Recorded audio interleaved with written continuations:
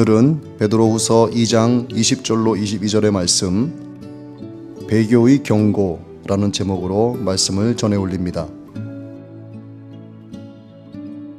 한번 빛을 받고 하늘의 은사를 맛보고 성령에 참여한 바 되고 하나님의 선한 말씀과 내세의 능력을 맛보고도 타락한 자들은 다시 새롭게 되어 회개할 수 없다고 하였으니, 이는 그들이 하나님의 아들을 십자가에 못 박아 드러내놓고 욕되게 했기 때문이라고 히브리서 기자는 말하고 있습니다. 믿기 전의 상태로 되돌아가는 것은 본래 있었던 제자리를 찾아가는 것이 아닙니다. 집에서 멀리 떠나 있다가 다시 집으로 돌아가는 것과 같은 것이 아니요, 세상 권자에 있다가 은퇴 후 초야로 돌아가는 것과 같은 것이 아닙니다. 이는 영적인 문제이기 때문에 육적인 것과 비교할 수 없습니다.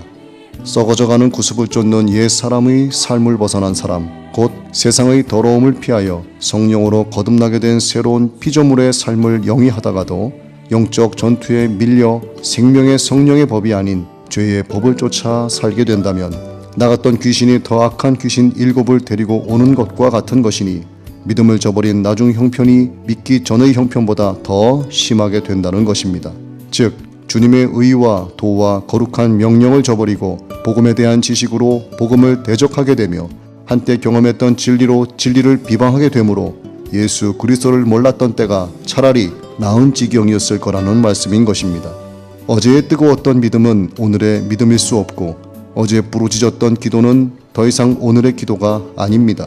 오늘을 우리에게 허락하신 하나님은 오늘의 믿음을 우리에게 요구하고 계시며, 기도하기를 쉬는 죄를 범치 않기를 원하시며, 살아계신 하나님을 증언하는 입술의 열매인 찬양으로 산제사 드리는 예배자로 살아가기를 원하고 계십니다.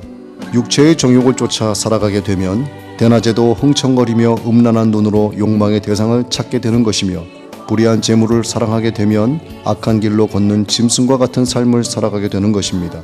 이러한 죄가 반복되면 죄 곧 나요, 나 곧 죄가 되어 내가 죄인인지 죄가 나인지 구분할 수 없게 되며, 죄딱지로 겹겹이 둘러싸인 신앙의 양심은 더 이상 신앙적 양심의 가책이라는 기능을 발휘할 수 없게 되는 것입니다.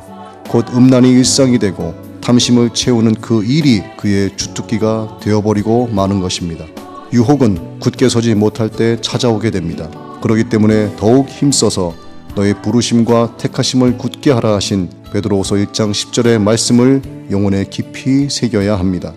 또한 우리가 믿음으로 부르심과 택하심을 굳게 지켜 나가는 가운데서도 주의하고 경계해야 할 자들이 있으니, 특별히 육체를 따라 더러운 정욕 가운데서 행하는 자들과 전지전능하신 하나님을 멸시하는 자들과 영광 있는 자들을 비방하면서도 당돌하고 자긍하며 떨지 않는 자들과 불의의 값으로 불의를 당하며 낮에 즐기고 노는 것을 기쁘게 여기는 자들과 속임수로 즐기며 노는 자들과 음심이 가득한 눈을 가지고 범죄하기를 그치지 아니하는 자들과 굳세지 못한 영혼들을 유혹하는 자들과 탐욕에 연단된 자들입니다.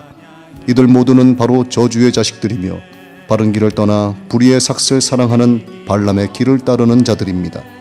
이들과의 영적 전투에서 승리하고 믿음을 지켜내며 배교하지 않기 위해서는 성령으로 충만한 하나님의 전신갑주로 무장되어 있어야 합니다.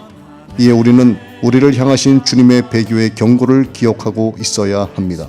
그 토한 것에 돌아가는 개나 씻었다가 다시 더러운 구덩이에 눕는 돼지와 같은 삶이 우리의 삶이 되어지지 않도록 영분별의 지혜와 경건의 훈련을 통하여 하나님과 주 예수 그리스도의 의를 통해 받은 선물인 믿음을 굳게 지켜낼 수 있어야 합니다.